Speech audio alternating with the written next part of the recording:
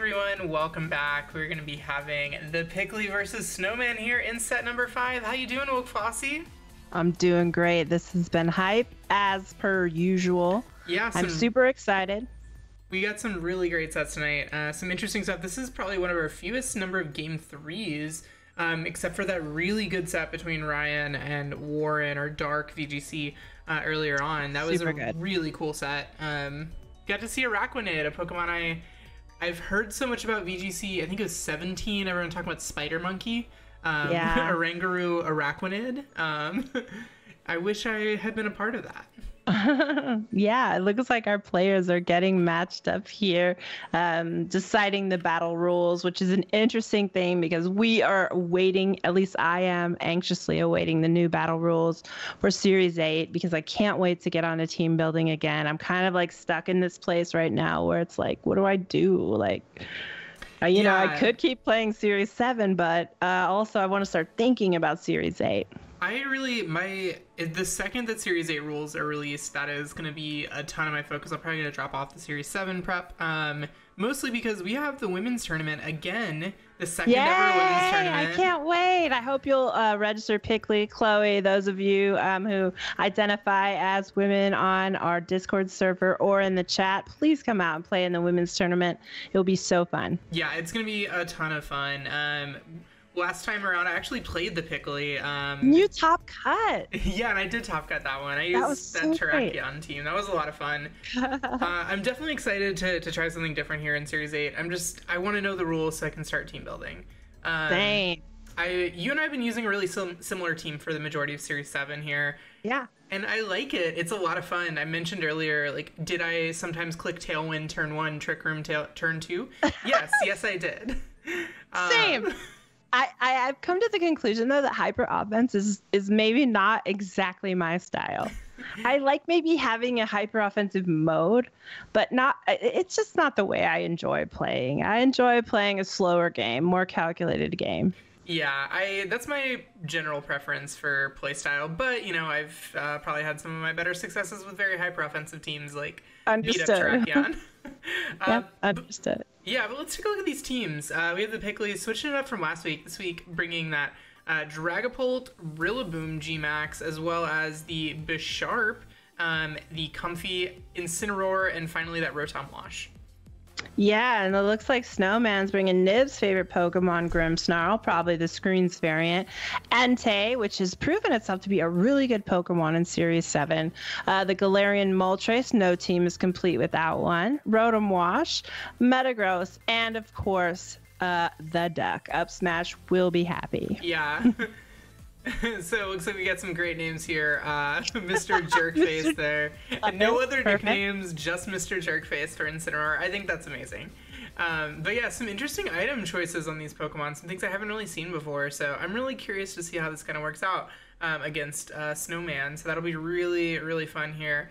With that Entei on the other side of the field, what it really likes to do is mitigate damage. It's similar to Incineroar in that it is it's a fire type that tries to mitigate damage, but it does it in a very different way, going for the very fast Sacred Fire. I almost said mystical fire. Yeah.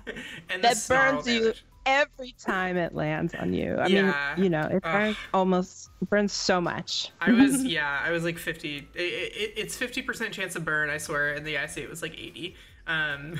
Sacred Fire on a Whimsicott. I'm on my Sash. Get the burn. That happened on Flare Blitz too. I'm gonna stop. I'm gonna stop the IC rant. We could do it all day, every day. Yeah. Something that's interesting here is that the Bisharp, there's nothing really on Snowman's team that's going to be able to activate that, what we can assume is the Defiant ability, unless, you know, something like the Metagross, the Galarian Moltres goes for something like a Max Darkness or is forced into that. Other than that, it really doesn't look like any of those mons are going to threaten, because, you know, the Rotom is going to set up terrain and weather. The Metagross, hey, VGC SEQ, thanks for the follow. The Metagross is likely going to boost its own defenses with the Max Quake and the Steel Spike. So that Bisharp might be a big threat. Hey, thanks so much for the follow, 95 Barrino. I don't know if I said that right, but that's a cool name. Here we see the lead from Snowman is going to be the Grimmsnarl plus that Rotom Wash. That Rotom Wash kind of being able to get itself set up while the Grimmsnarl can set up some screens to try and mitigate some of the damage coming out from Pickley's team. But here, the Dragapult is kind of in a nice position. Yeah, I wonder what kind of Dragapult it is. I mean, I think we saw it a little bit earlier. I don't remember what its item was, but it looks like the Incineroar might just opt for a fake out on that Rotom. And it's a pretty standard Dragapult set with the moves we've seen on it before since Series 1. Classic. Yeah, the big three, Max Orman, Max Phantasm, Max Airstream. Get a chance to boost your physical, get a chance to boost your physical damage output by lowering their defenses, as well as increasing your speed and lowering their attack. So here we see that switch out with that Rotom switching out into the Entei.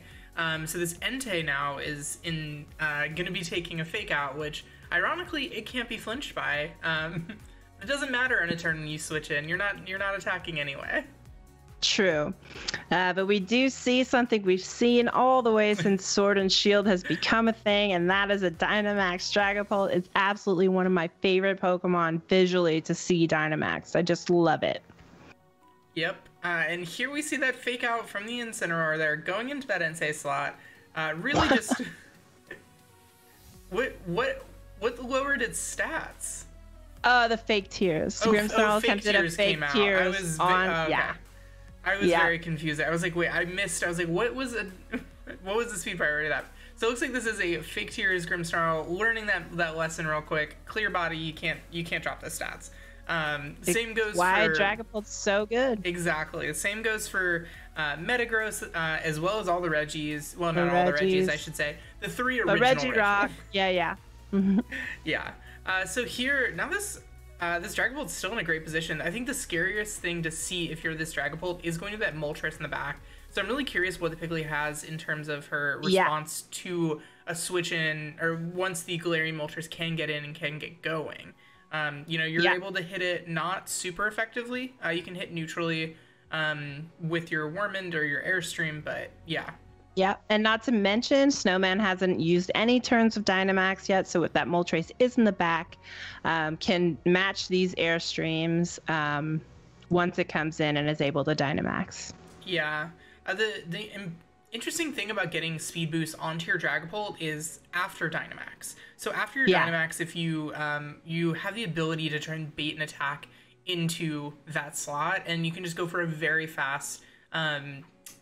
Phantom Force. Yeah, exactly. To be able to remove that one turn from your opponent's move. So now this Bisharp is getting in, and it doesn't take the Sacred Fire. Sacred Fire comes out for that Dragapult. Ooh, does get that 50% burn. Yep, that is. Yeah, here's where something like a Tapu Fini, which has been so prevalent in this series, might be a good partner for this Dragapult, or at least to maybe get up your Misty Terrain on the field. But then, you're cutting your Dragon move, so it's like, it's give and take. But that Dragapult is going to be doing limited damage now that it's burned. Yeah, for sure. So now this Entei, obviously... does it go down to another max attack, given the fact that we saw the first one before Reflect do about 50%, the second one do about 25%. It's right on that, I believe it's right on that 12% line where it could potentially not go down, so you might have to double into it. Luckily, most of the time these Enteis are not carrying something like Protect, so you don't have to be too worried about that. Oftentimes they are, I feel like they tend to be Assault Vest, but they can also be Shook-a-Berry on some teams. Yeah, and the thing that we know that perhaps Snowman doesn't know but may find out soon is that this Bisharp on Pickley's side is Choice Scarfed. So it's going to be moving fast, but it's going to be locked into whatever move it chooses in this turn unless it switches back out. I actually really like the fact that it is, because you could go for some interesting assurance stuff where you could go... Oh, and looks like Pickley goes ahead and gets the Iron Head flinch onto that Grimmsnarl this turn. So pressuring a KO on that Grimmsnarl again, with that -1 defense drop, helping out that Bisharp even more despite that Reflect. For sure. It'll be interesting to see what Snowman brings in here. Is the Rotom coming back in? to face down the Bisharp or, you know, the one other Pokemon that's in the back for Snowman. Oh, it is the Metagross. So it looks like the Moltres didn't even come to this matchup, which I'm kind of surprised by. Yeah, if I'm this Moltres, or if I'm Snowman here, I'm probably incredibly afraid of something like Dragon Darts plus Assurance, because that just would destroy. We'll pick up the Metagross. Yeah, but the problem that we know is this Bisharp's actually locked into that Iron Head, so having to kind of pivot back around and get something like a fast attack off before it comes back in a future turn, it is going to be putting on a lot of pressure on the remainder of this team. Once the Reflect wears off, Rotom's not going to really appreciate taking a double Assurance boost, but the fact that this is so fast, it's going to be a lot harder to get that Assurance boost off. Yep. Yeah, you have to switch out your Bisharp, I think, probably this turn. Maybe expecting something like a Protect from the Metagross, while the Grimmsnarl tries to maybe do something. Maybe the Grimmsnarl has Sucker Punch. I don't know. We haven't seen all of its moves. Yeah. Well, we've seen Fake Tears, Spirit Break, and Reflect so far, right? Right. So it could usually if they're running one screen, they're running both. A lot of times, yeah. Or they're running that Trick Lagging Tail and you fit like one of the screens that your team is weakest to. Yeah. But I think we would have already seen that. So here again, we see the Clear Body stopping that Intimidate drop. And there's Protect. Yeah, I think if you're Snowman, that might have started to reveal some information of, you know, maybe this Bisharp is choice locked if it doesn't stay in. Very true. And also maybe you know, without Urshifu, you know, there's something that can hit with a Dark type move through that Protect. That Metagross is going to stay safe. And Snowman still hasn't even used a single turn of Dynamax. Yeah, that's definitely a big part of it right here. It's also a little bit difficult where you don't necessarily want to Flare Blitz into that Metagross, being afraid of proccing a weakness policy. But also it comes down to, did you also target with the Phantasm into that, I mean, not the Phantom Force into that slot? Because if you did, you're already proccing the weakness policy, you might as well go for damage. Very true. If you proc the weakness policy, you better hope to take it out, or it's going to take something down when it gets to move.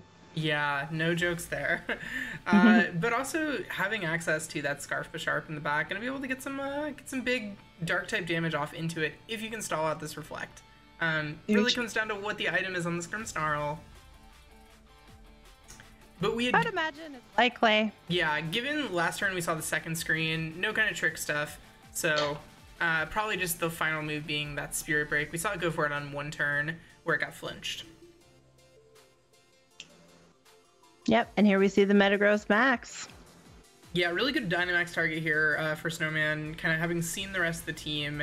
Getting a bunch of resistances, plus the fact that Dragapult is currently burned, not going to be able to do enough damage to it. And if it does, it has to use a 2-turn move, and it's far easier to go ahead and target it. Very true. We do see Dragapult go ahead and go for the Phantom Force. It was into the Grimmsnarl, so the Rotom's going to take just a little bit of chip damage on that. Yeah, and here we see the Steel Spike. Incredibly free max Steel Spike there. Knowing that Dragapult is significantly faster, it gets the Phantom Force off, and then you can Steel Spike into it for absolute guaranteed damage. Oh, the Flare Blitz! Do you see the Flare Blitz? Will we see a weakness policy? And the burn! And the burn! How lucky! Oh, we do see the weakness policy. Yeah, that is going to be a weakness policy on the Metagross. Get to +2, but it's completely mitigated by the burn on that turn, and the critical hit. Also, just to add insult to injury there, to, you know, go from what it probably would only take about 25% to up to 50%.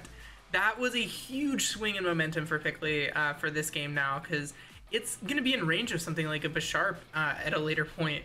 That is, Up Smash is pointing out the super crit, and I think I referenced it last week, the super mega ultra crit, and I think that's exactly what the super mega ultra crit is getting the crit, getting the burn. Yeah, really, really positive swing of direction here for the Pickley. She still does have to deal with this Rotom wash at some point. I think if I'm Snowman, I just Quake the Incineroar slot. Yeah, and it looks like a double up went into this Incineroar, the Hydro Pump missing, adding the RNG insult to injury there, as the Quake goes into a Shuckaberry Incin, which will live this and return with another Flare Blitz, just continuing to chunk this thing down, putting it in range of that Bisharp. Had that Hydro Pump hit, I think Incineroar would have been a goner. Oh, for sure.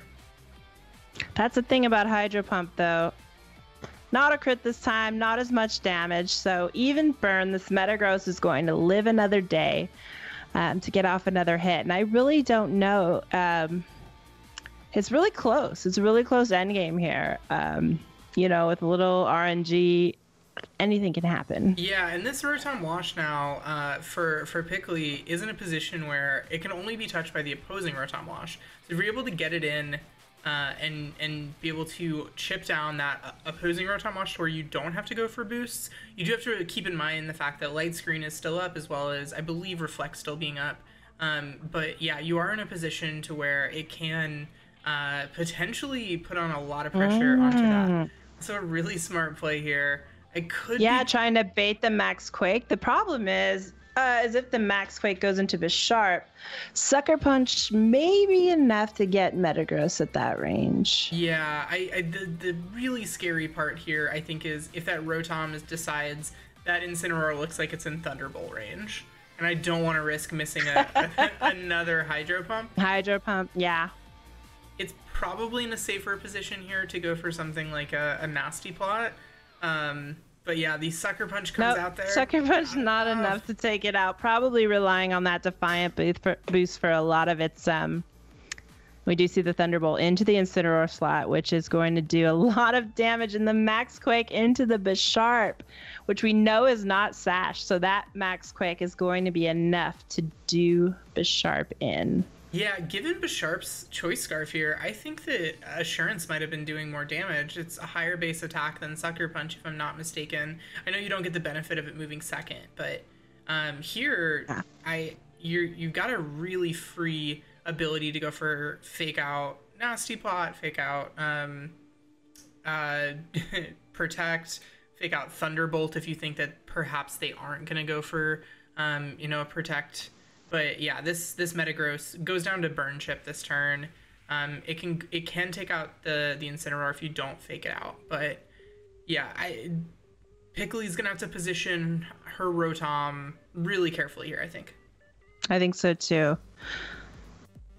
And remember, the Grimmsnarl is what's in the back, right? And it just has a sliver of HP. Yeah, it has about 1 or 2 HP, so not really in a position where... and it's slower than both of these Pokemon, if I remember correctly, so definitely going to be going down. The last thing you want to let it do is get in. If Snowman gets a free switch in and gets up a screen again, too, that could be a problem. Yeah, definitely. So here we see the Mr. Jerkface going for that Fake Out, as well as the Rotom going for the Nasty Plot M11, thanks for the follow. Yeah, Nasty Plot Rotom. The other important thing here is... Rock Slide Metagross. Yep, that gets a good amount of chunk there. It is going to go down to Burn Chip this turn, but the opposing Rotom was moving first, is the important thing. We saw the flinch happen there. This Citrus Berry, it's going to be close to being in range of a Thunderbolt, probably in range of a Thunderbolt plus Spirit Break, so going to be... really tough to maneuver around here. We see the Grimmsnarl come back out with just a tiny bit of HP in the red. Can Pickly come back? Thanks. Yeah, you said thanks for the follow. Sorry, I was. Yeah. I was in the middle. Welcome to the ATX VGC Monday Night Friendlies. We have these best of 3 series here every single Monday night. We do 5 of them here so far every week of Series 7, I think. Yeah. We've been doing 5 games for quite a while, but it's really fun. You're catching us here in set number 5, game number 1, the Pickly versus Snowman. Really close end game here. Yep. And I think that the Grimmsnarl's not going to have a chance to set up screens again. I think those screens are still in effect from the first time. The fake tears. Oh, yeah. Remember, it had that move. Yep, that's going to basically seal it as the opposing Rotom either 1, 2 speed ties or is just faster. Just faster. Yep.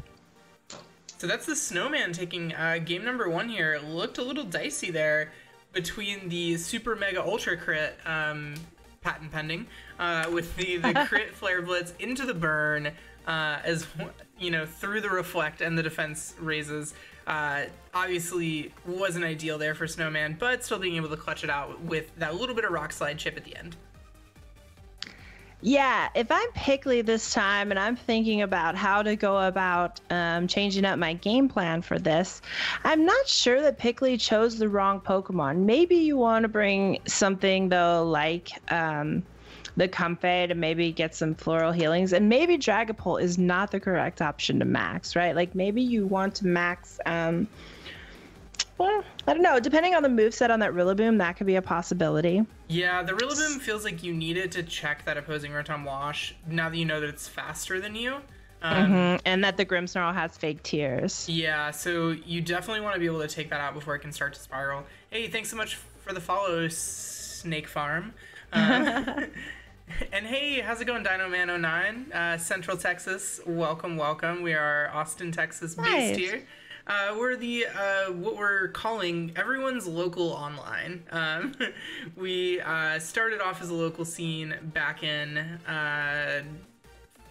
actually just a year ago today. A year ago today was Dallas Regionals. Fun fact. Oh, that was so fun. So that was the night or the day that I met a ton of the folks that y'all see here every single week on ATX VGC, and we started going to locals the following week and started having local events at Mothership Games here in Austin, Texas. Sadly, obviously, because of the COVID-19 pandemic, we can't do locals, and it's going to probably be a little while before we can again. So we're trying to be as safe as possible and trying to do, how do we do locals online? How do we do locals for everyone? So that's what we're after right here. Looks like Snowman's taking a minute to get reconnected. All right. But yeah, that was a really close end game there, and I think it really just came down to those Rotom speed stats. If you knew that you were slower, I think the play you have to go for is instead of the Nasty Pot, just go for the Thunderbolt onto the opposing Rotom and try and like hope that you either you can't paralyze it, so that's not a hope you have because it's an electric type, but I hope maybe it's enough damage, maybe they aren't particularly specially invested, or that you crit through that light screen. So that's kind of the hardest part. Yeah, I think the bring of Pickley's Rotom is good because in case of that Moltres, you've pretty much got to have the Rotom on your side. There's nothing else. I mean, the Rillaboom, it's possible. No, it's not really going to hit it that hard either. I think, and it threatens too much damage in return to the Rillaboom, so that's not who you want facing down the Moltres. But I do think some support from like the Comfey could go a long way in maybe making sure that that Rotom survives through whatever shenanigans the opposing Rotom wants to throw. Yeah, the other thing that was interesting was Pickley didn't get her weakness policy proc on that Dragapult, so not being able to get that throughout the game, I think really kind of negatively impacted its total damage output. Plus that 50% burn on the Metagross Sacred Fire, always gonna hurt. But if it doesn't get that burn, I think that end game played out incredibly differently. Specifically because you're in a great position to go for something like Dragon Darts and Assurance. Because the Dragapult had all the speed boost, so it'll be faster than your Scarf Bisharp. So you can get damage on both of them and just Assurance every time.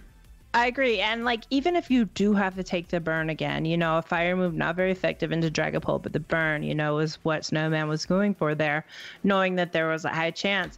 But even if you do get the burn, make sure that you either with a Draining Kiss or a Sucker Punch, get your weakness policy off on your Dragapult so that that burn damage mitigation is then kind of lessened for you. Yeah, for sure. So still not seeing Snowman showing up here for, looks like there it is. Yay. Getting ready to start here, just as I type in chat. So here we go. Going for game number 2 here in set number 5 of the night. We've only had one game 3 of the night. Do you think that this is our second game 3 of the night? I don't know. I would like to see a game 3, that's for sure. I hope Pickley can adjust and bring this one back and tie it up. And we can move on to decision game 3, because I love part of the best of 3 that I really love seeing how that narrative develops, like with the conditioning, right, of your opponent and what you bring game 1 versus what you bring game 3, and is it going to be the same or is it going to be something totally different? Yeah, the fact that Snowman didn't bring that Moltres there in game number 1, and Pickley did bring her Dragapult, does that just condition Snowman to force him to bring that Moltres? Like, if you want to deal with my Dragapult with something other than a coin flip, you're going to have to bring this Moltres. Yeah. It'll be interesting. Who won the Saiyan? So Saiyan won the set against Luna and Nia. So that was 1-2-0, I believe. We will be eventually posting these on YouTube. I'm the one who edits them. I got really far behind number 1. Number 2, Players Cup was this last week. And, we forgot to do the prediction. Yeah. We forgot to give out the prediction. Sorry about that, y'all. Yeah. Wilk Fossey typically does it. I've done it once or twice as well. And we see the Pickley getting a ton of points there as Saiyan. As well as Pickley is two on others. fire Yeah, tonight Pickley's with 4 predictions. for 4 on predictions tonight, so maybe she predicted herself here, and maybe we can see her pull this one back from going 0-1. So here we go. Sorry. No, you're good. I'm trying to do the prediction. Yeah, exactly. We're usually the two doing it. It's usually you, and then I learned to do it tonight. So here we go. Game number 2, set number 5. We've got the lead of Porygon 2 plus Grimmsnarl against the Comfey plus Dragapult. So 2 Pokemon that are very supportive in the Grimmsnarl and that Comfey, as well as only 1 real offensive Pokemon on the field, but you do have to be really careful about that Porygon 2 and going for something like Trick Room. Saturn God TV, thank you so much for the follow. Yeah, this is a really precarious situation. You know that one of the moves on this Dragapult is, of course, that, max Airstream should it choose to max again. However, in the face of a Porygon 2 that could Trick Room in front of you, you don't necessarily want to be setting up those Airstreams. Your Ghost move doesn't work against it. The Fake Tears goes into the Dragapult once again. Yeah, perhaps trying to guess something here, like trying to predict an ally switch. Oh my gosh, that is a bulky Porygon 2, dear lord. That was a critical hit, and that did not a lot of damage. I think we are probably going to be seeing an Ice Beam into this slot right here. Yep, it is going to be the Ice Beam. So I suppose that covers for it if the opponent does go for... Oh, no. The weakness policy does in fact proc, but very unfortunate for the Pickley. It gets frozen in the process. So I guess it's better to have not Dynamaxed right there. I agree. Because at the very least, you didn't waste your entire You don't Dynamax. want a frozen Dynamax. Yeah. Maybe you try to heal up your Dragapult for a turn, see if it can unthaw. Maybe you decide to go ahead and attack into either the Grimmsnarl or the Porygon. Yeah, I think the hardest part about this is the fact that healing, the floral healing isn't going to be enough for you to heal up to live another Ice Beam. Yeah, and here we do see it is just right off the bat gonna stay frozen this turn, opting for something like a Protect because it went before the floral healing. Yep. Well, the Dragapult did get its weakness policy this time. Unfortunately, it wasn't able to utilize it at all. Not even a single turn of damage from that Dragapult. Yeah. Oh yeah, we got 1 turn. Sorry, the Dragon Darts. It did get 1 attack off, and it got a crit. But I think that was Snowman's way of saying, "Oh, you want to go for getting the burn off of a crit? I will just go ahead and return with a nice little Ice Beam for you." It's one of those things of playing Porygon 2. You click so many moves that can cause status. As long as there's no Misty Train, you're in such a great position to just eventually get the hacks that you need.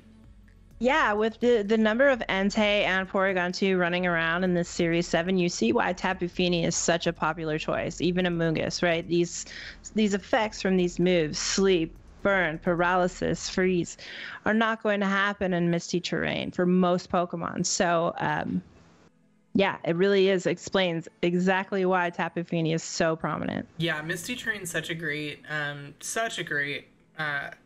field condition, blocking all those statuses, as well as reducing the damage of something like a Dragapult. Anything that's grounded will take far less damage from those Dragon-type moves. 33% reduction. Definitely nothing to scoff at when, in the past people were specifically EVing to just barely live. Now you get to live comfortably by like 30%. Yeah, we do see the fake tears come out into the Rotom, which means that, we see the taunt into the Grimmsnarl from the Comfey, which means that Porygon 2 is likely targeting down that Rotom, maybe trying to pick up another freeze. Yeah, the fact that that Rotom right there, or the Porygon 2 targeted with an Ice Beam, I think tells us a little bit about its current moveset, is the fact that its only attacking move is likely Ice Beam. So if you go for another taunt here, you're in a great position. Now this Grimmsnarl can't go for Fake Tears. It can only go for things like Spirit Break, which will drop your special attack by 1 stage. So something. But now you've got a boost of +2 on your Rotom. So even if we were wrong, Snowman proving to us that we didn't know that was its only move. Still, again with the bluffing, right? That's this game. Is enough to proc the Citrus Berry, which is going to bring the Rotom back up. But then the Spirit Break is going to bring it to about 40% HP, and it is still at +1 special attack. Yeah, so in this positioning, you can continually Floral Healing into that Pokemon, but I think given how much the Tri-Attack did last turn, I'd be afraid to not go for like something like a max plus Floral Healing into an attack. I know that you only have a +1 here, and you feel like you have to get 2 more boosts, but really this Porygon 2 and Grimmsnarl are just doing a ton of work in terms of, reducing your total overall damage output. Getting the freeze on the Dragapult was obviously huge and very unlucky, but the Spirit Breaks will continually drop by 1 stage, and these Tri-Attacks will eventually get some kind of a hack. Yeah, and that's the thing with that Spirit Break being an attacking move. It's not going to be affected by the taunt, like something like a Fake Tears would be. We see the Tri-Attack again, and the Spirit Break into the Rotom. Not surprising. Yeah. It's going to hang on. It is at +2 now, but at what cost now that this Rotom is only at 26 HP?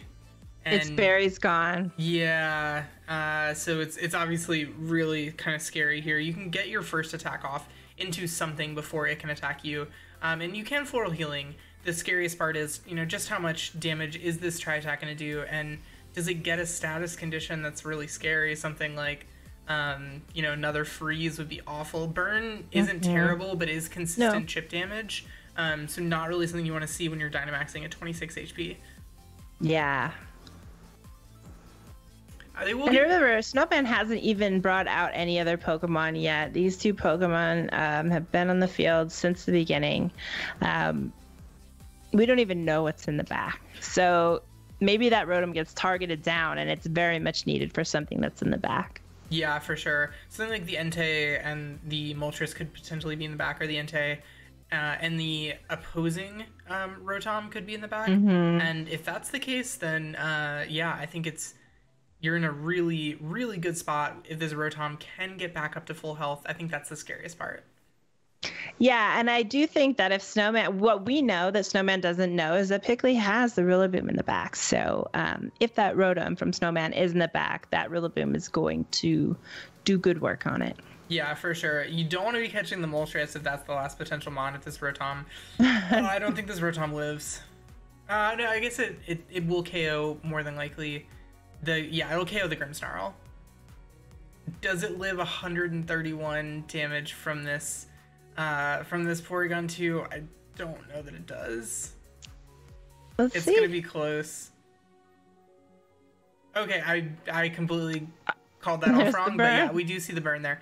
I just saw just how short of a percentage of that of that overall damage health it was at. So you can continue to go for the Floral Healing here. Here comes the Moltres. If you go for Floral Healing, then the Porygon 2 is free to set up a Trick Room or to do something else, right? I don't think it wants to in this case. Probably not. At this point, I think the Moltres' best bet potentially is to not Dynamax. Fearing something like an Ally Switch. Go ahead and Fiery Wrath. Yeah, if you have to be afraid of something like an Ally Switch, which it looks like Snowman's been playing to a potential ally switch at several points during this game. So if it's afraid of that ally switch, just going for a Fiery Wrath isn't a bad play. But it looks like it is going to go ahead and Dynamax here. Makes sense. Yeah, in a great position too. Moltres in that Ultra Ball. I think a very good ball pairing. Oh! Yeah. I was completely wrong. It is Porygon 2. Wow. Seeing Pickley's team, my instinct would have been to max the Moltres, like, undoubtedly. But, you know.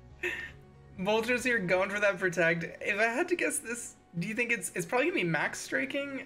Could potentially go for, like, a Hailstorm just to try and get Hailstorm chip.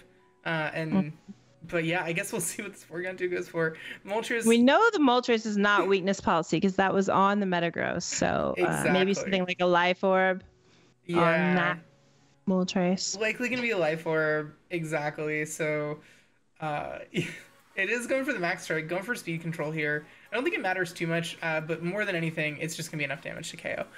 Yep. The Moltres is potentially... I don't know my Comfy versus Moltres calcs particularly well, but I would guess that this probably doesn't have a ton of special attack investment on your Comfy because you don't want to be doing too much damage into your own Dynamax Rillaboom. I mean Dynamax Dragapult. Rillaboom here does have access to priority moves. Maybe fake out the Moltres that just protected. But I don't know where that gets you. Yeah, I think Grassy Glide gets you more. Given the moves, Wood Hammer obviously is more powerful, but the only question is, do you get a Wood Hammer off? Which is, I think, without an Air Slash from this Moltres. And you know, the Porygon 2 not going to be fast enough, I think, to get a Max Strike down onto this. But pretty much every Moltres ever should be outspeeding Rillabooms. You know, base 85, or I'm sorry, base what, 80, 85 versus base 90. And yeah, I think Rillaboom's 85 or something like that. Yeah. 80 or 80. It's one of those. You typically don't run a ton of speed investment, just for fear of, you know, opposing terrains being also base 85. Both in DD and Tapu Fini have the same speed stat, so gotta be really careful with that. Yep. Don't time out. Yeah. Perhaps a double priority here into the Moltres will get it. Let's see. That's enough to proc Berserk. Yeah. So hopefully this Grassy Glide, which I can assume is coming, is maybe enough to get this Moltres. Yeah, gonna be a resisted hit here. Based on the item, not gonna be enough there. Ah, tragic. Oh, actually. But nice. We see the nasty plot. Still scary, but yeah, and we see the Hailstorm come out, assumably into the Rillaboom from that Porygon. It's gonna be enough to get it. Yeah, for sure. The Max Hailstorm there. The Porygon 2 propaganda intensifies. I know Up Smash will be incredibly excited about that. I mean, like, I get it. Porygon 2 is good, and I've seen so many people max this Mon. It's crazy. Yep. Now it's a Comfy versus a Porygon 2, and gonna be in a position to where if it wants to, it can continually Draining Kiss into that Moltres. Moltres obviously super, like, it can go for Protect, but it's gonna go down to Hail if it does. So it's all about just denying the little bit of recovery. Yeah. B is joining back in the chat, seeing Dynamax Porygon. Wow, wow, wow, wow, wow. Indeed. So yeah, this last end game here just kind of comes down to how much can this Porygon 2 do into this Comfy, as well as just how much what's the last Pokemon and how much damage can it do. So Comfy here is going to go ahead and make it respectable. Going to make it at least a 2v1 here. Yeah. You see the Max Strike, Porygon just going for some more speed control. It's enough to take out. That's just its most powerful hit. That it was is a critical hit. I'm unsure if that mattered. Yeah, I don't know my Comfy calcs. I know that typically they run something like Sash or Babiri Berry. But I don't know. I don't believe that Porygon... Did that Porygon 2 get the special attack boost when it came in on download? I don't quite remember. But Porygon 2, really strong there. Going ahead and bringing it home for Snowman. Gonna go ahead and take this set 2-0. Yeah, GG's to both players. That was really fun to watch. I think Dragapult is not going anywhere, especially if we have a ban list for Series 8. I think Dragapult is going to be back in fashion. Yeah, I think it very well could be with stuff like Tapu Fini, like kind of being removed likely by a potential ban list. We don't know the rules. We're just speculating right now. No, yeah. I'm hyped to get started.